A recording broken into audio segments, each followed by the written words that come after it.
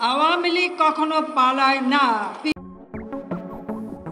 অমর একুশে বইমেলায় সাবেক প্রধানমন্ত্রী শেখ হাসিনার ছবি সংবলিত ডাস্টবিন স্থাপন করেছে বৈষম্য বিরোধী ছাত্র আন্দোলন। মেলার প্রথম দিনে সেই ডাস্টবিনে ময়লা ফেলেছেন প্রধান উপদেষ্টা ডক্টর মোহাম্মদ ইউনূসের প্রেস সচিব শফিকুল আলম।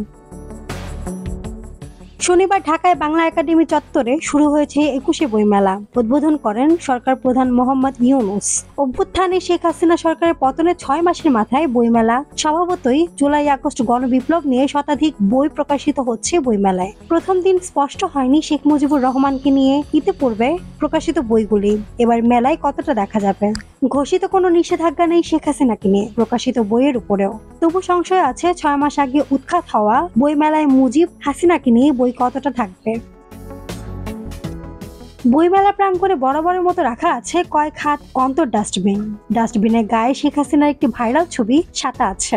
ঢাকা বিশ্ববিদ্যালয়ের চত্বরে হাসিনার একটি মুরালে জুতো মেরেছিল জনতা, সেই ছবি শোভা পাচ্ছে ডাস্টবিনের গায়ে।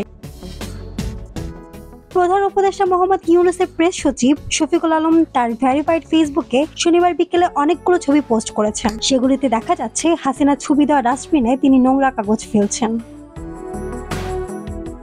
মাহমুদা আঞ্জুম বৃষ্টি, ডেস্ক রিপোর্ট, কথা কম।